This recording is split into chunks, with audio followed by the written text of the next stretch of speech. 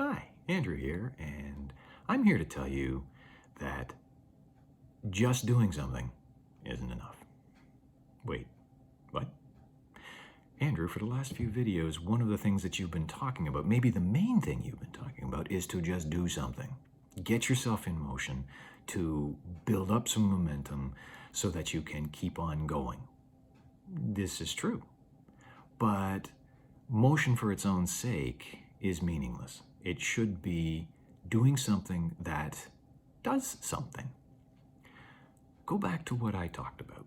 I talked about improving my appearance, improving my deportment, shaving all of the excess hair off of my neck, cleaning up patchy, blotchy skin in my psoriasis.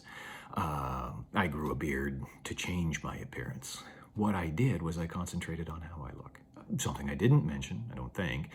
I went back to my posture exercises and started standing up straight again. Fixed my posture, fixed my deportment.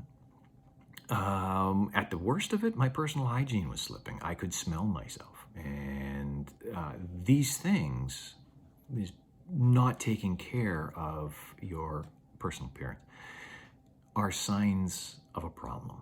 Now, I remember a number of years ago, my company's workplace violence training included a section on signs that there may be a problem.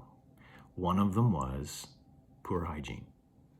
If you had a coworker who, for all the time you worked with him, came in looking good, dressed well, well taken care of, etc., and that started to slip, that this could be a warning sign. Well, they were talking about it specifically in the terms of workplace violence, of course, but workplace violence doesn't come out of nothing, and much of it is due to mental health problems. When you fall into a mental health problem, a mental health crisis, one of the first things to go is pride in your appearance. Your personal hygiene slips. Your deportment slips. My posture went back to what it was before I corrected it a number of years ago. I was not in good shape. I looked like I was not in good shape, and I began to smell like I was not in good shape. So when I talk about getting a hold of it, doing something, and I talked about things that were just personal appearance related, that was actually deliberately chosen. These are things that are important. Your mental health reflects your pride in your appearance, and your pride in your appearance reflects your mental health. Did I say it that way? They're tied in with one another. In yoga, we talk about the body-mind, that your body and your mind are interconnected. So if you're in a good place mentally, you will take care of yourself physically. If you're in a good place physically, that will drive back and take care or help with getting you in a good place mentally.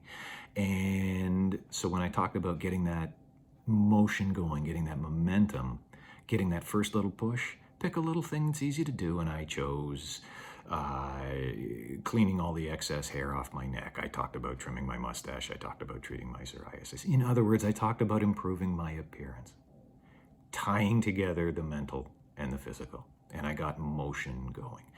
But it wasn't pointless motion. One of the days when I got going, I started doing my yard work.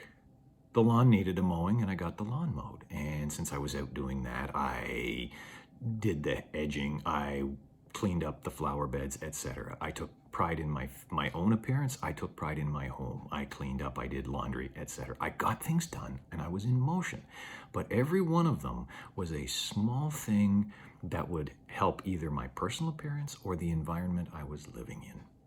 They weren't meaningless.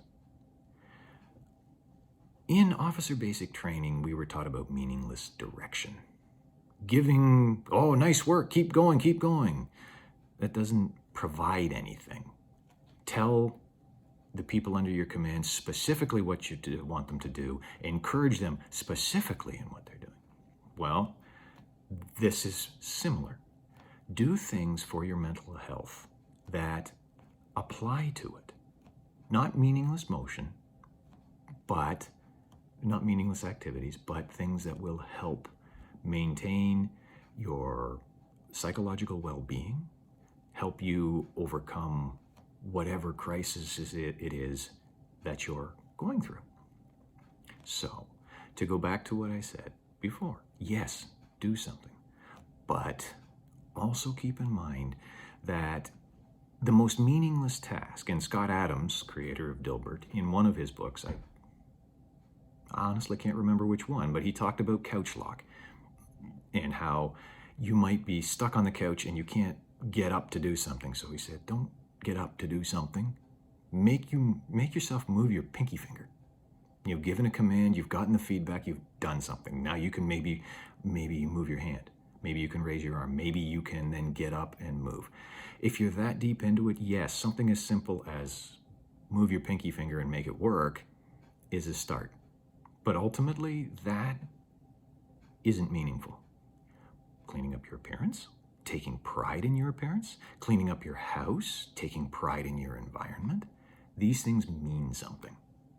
So, when you're in the pits, once you've got motion going, don't get stuck into meaningless motion. Get into motion, build momentum in something that accomplishes something. I think the simplest thing is your environment. I think the simplest thing is your personal appearance, followed by your environment, your living environment. And that's why I mentioned all of those examples. So I got going by cleaning up my appearance. I moved on to cleaning up my yard. I moved on to cleaning up my house. And all of a sudden my mood was lifted because I was no longer living in messy conditions. My neck wasn't itchy. The dry skin from my psoriasis wasn't flaking into my glasses and making it hard to see. I was feeling better about myself. I was feeling better about my environment, and that elevated my mood and allowed me to push beyond the simple scope of my personal deportment and my environment. It allowed me to accomplish more. And I continue to push to accomplish more. I think more on that later. For now, I just want to go back to basics. Get yourself in motion. Once you're in motion, continue in motion, but make sure that the things that you're doing mean something.